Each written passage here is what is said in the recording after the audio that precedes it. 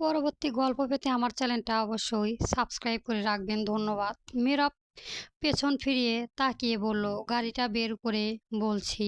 মারুফুল খান দাঁড়িয়ে রইল। এখন মেরাবের উদ্দেশ্য কি তিনি কিছুই বুঝতে পারছেন না। মেরাব তার সামনে গাড়ি নিয়ে এসে বলল, উঠে বসতে।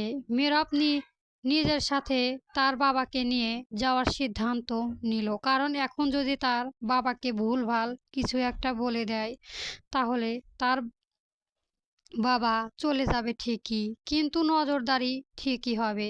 তাই নীরবের সাথে এখন তাকে সাথে নিয়ে যাওয়াই উত্তম। মারুফুল খান কোনো প্রশ্ন না করে গাড়িতে উঠে বসে। নীরব ড্রাইভ করতে করতে বলল, বাবা, তুমি আমাকে জিজ্ঞাসা করলে না কোথায় যাচ্ছি এখন?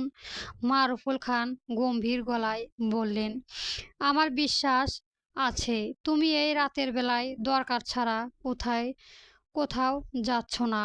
নীরব তার বাবার দিকে তাকিয়ে বলল, থ্যাংক ইউ বিশ্বাস করার জন্য। তবে আমাকে সাথে নিয়ে যাওয়ার কি কারণ? চলো না, আজ না হয় আমি তোমাকে নিয়ে ঘুরলাম। বেশ, চলো।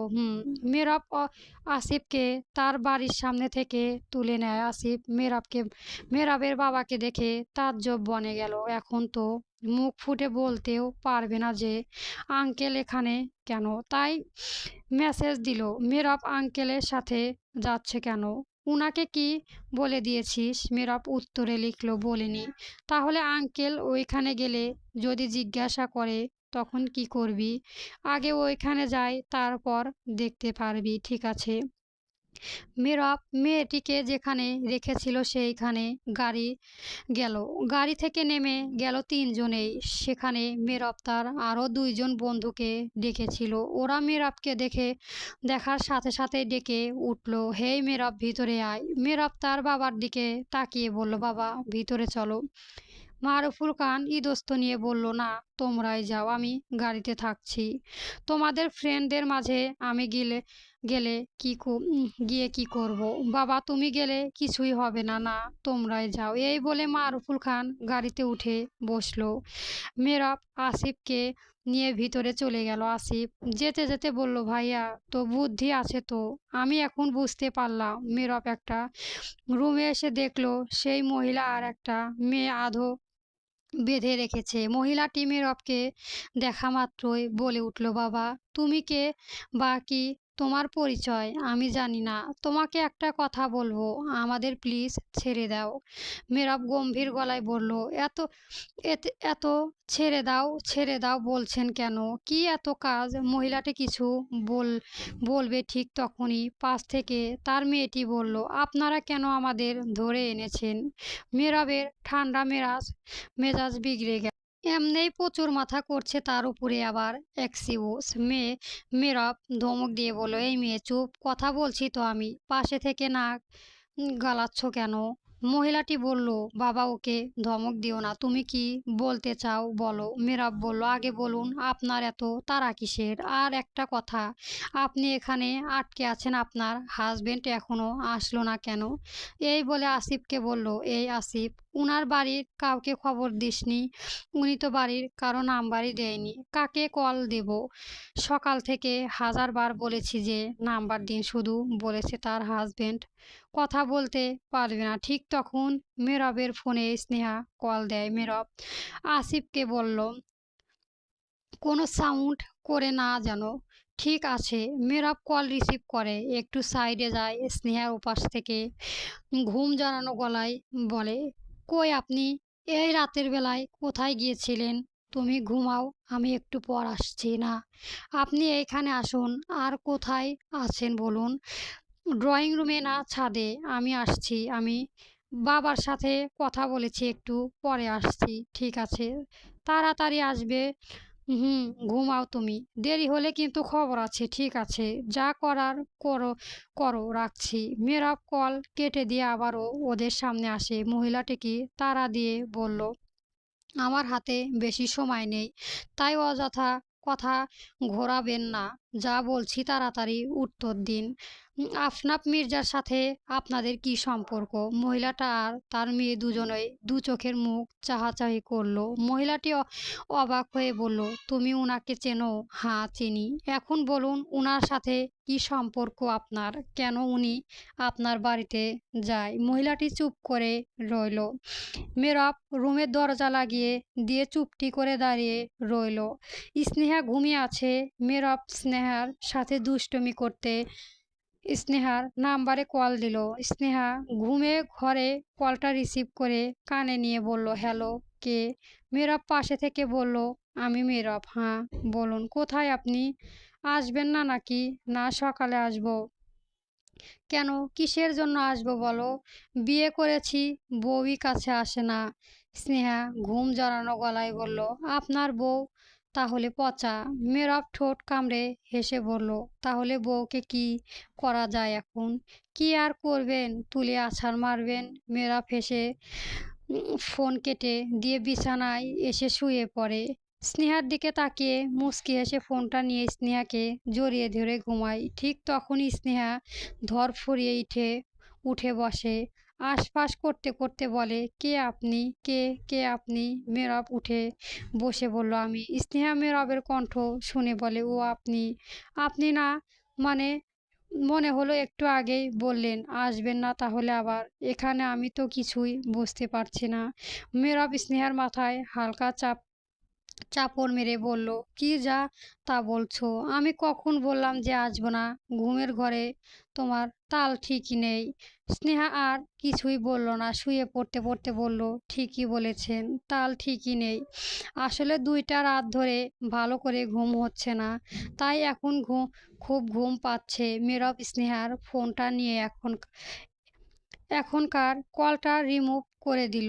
সকালে উঠে স্নেহাকে বোকা বানাইবে। মেয়েরা ফোন রেখে স্নেহাকে নিয়ে এনে জড়িয়ে ধরে ঘুমালো। সকাল 10টায় স্নেহা আগে ঘুম ভেঙে মেহরাবের ঘুম ভাঙেনি। স্নেহা ড্রয়িং রুমে বসেছিল সাইদার সাথে। মৌ মারুফুল খানের সাথে কলেজে চলে গিয়েছে। স্নেহার ইচ্ছে করে গেল না। মেহরাবের ঘুম ভাঙতে ফোন হাতে নিয়েই দেখে সকাল 10টা বেজে 40 মিনিট।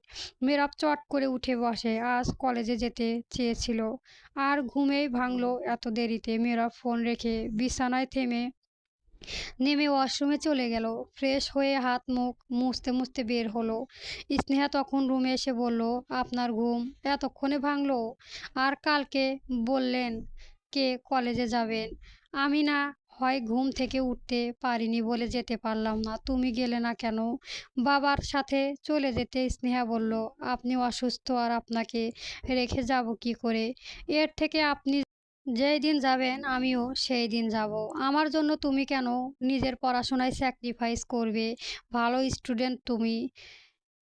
স্নেহা ঠোঁট বাঁকিয়ে বলল, যাক, আপনার মুখ থেকে অন্তত একটা ভালো কথা বের হলো। মেহরাব রেগে গিয়ে বলল, কেন, আমি কি ভালো কথা বলি না? না, তুমি নিজেও তো বলো না। স্নেহা এগিয়ে আস্তে আস্তে বলল, কি বললেন আমি ভালো কথা বলি না? না, ভুলভাল কথা বলো। কি ভুলভাল বলছি? ওয়েট, শোনাচ্ছি। কি শোনাবেন দেখি? মেহরাব নিজের ফোন এনে রাতের স্নেহার বলা কথাগুলো রেকর্ডার শোনালো। স্নেহা চোখ বড় বড় করে তাকিয়ে বলল, আমি আমাকে আছাড় মারতে বলিনি। তাহলে কে বলেছে? স্নেহা রিনরিনিয়ে বলল, আমিই বলেছি। আসলে ঘুমের ঘরে আমার তাল ঠিক ছিল না। তাল ঠিক ছিল না বলেই বেঁচে গেল, নইলে সত্যি আছাড় মারতাম। স্নেহা ড্যাব ড্যাব করে তাকিয়ে রইল। মেহরাব রুম থেকে বেরিয়ে যেতে যেতে বলল, খিদে পেয়েছে, চলো। চলুন। দুপুরের দিকে মেহরাব স্নেহাকে ডাকে কিছু গুরুত্বপূর্ণ কথা বলতে। কয়েকবার ডেকেছে কিন্তু সাড়া পায়নি, তাই নিজেই আস চলে আসে। স্নেহা ড্রয়িং রুমে সোফায় বসে টিভি দেখছিল। মেহরাব এগিয়ে এসে স্নেহার থেকে রিমোটটা ছো মেরে নিয়ে টিভি বন্ধ করে বলল, কখন থেকে ডাকছি তোমায়? কি বললেন?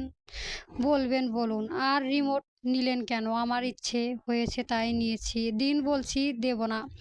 স্নেহা উঠে দাঁড়িয়ে রিমোট নিতে গেলে মীরব নিজের হাতে উপরে উঠালেন।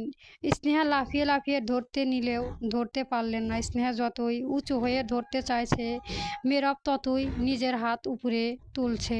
দুজনেই ধস্তাধস্তিতে মীরব স্নেহাকে নিয়ে সোফায় পড়ে যায়। মীরব স্নেহার কোমরে হাত রেখে বলল, ইস, রেগে গেলে তোমায় যা লাগে অসম্ভব সুন্দর লাগে। স্নেহা নিজের অবস্থায় বুঝতে লজ্জা পেয়ে যায়, নড়াচড়া শুরু করে দেয়। দুজনে একই সুন্দর মুহূর্ত। বাড়ির মেইন দরজায় ঢুকলেন মারুফুল খান। তিনি ওদের দুজনের দেখে না এগোতে পারছেন না পিছাতে পারছেন, তাই তিনি গলা খেকারি দিয়ে উঠলেন। সাথে সাথে স্নেহা মেহরাবের বুকের উপরে থেকে সরে গেল। এমন একটা লজ্জাজনক পরিস্থিতির সম্মুখীন হয়ে আগে বুঝতে পারেনি। স্নেহা এক প্রকার দৌড়ে সিঁড়ি বেয়ে উপরে চলে গেল। মেহরাবও পকেটে হাত গুজে উপরে চলে গেল। সন্ধ্যার দিকে সবাই ড্রয়িং রুমে বসে আড্ডা দিচ্ছিল। স্নেহা আর মীরাবের নিজের রুমে ছিল। কথা বলতে বলতে মারুফুল খান ঠিক করলেন গ্রামের বাড়িতে যাবে। কলেজও কয়েকদিন বন্ধ, আর উনি ঠিক করলেন গ্রামের বাড়ি ফিরে এসে মীরাবের বিয়ের গেট টুগেদার সেরে ফেলবেন। সবাই যাওয়ার জন্য রাজি। মূলত মারুফুল খানের আইডিয়া এটা।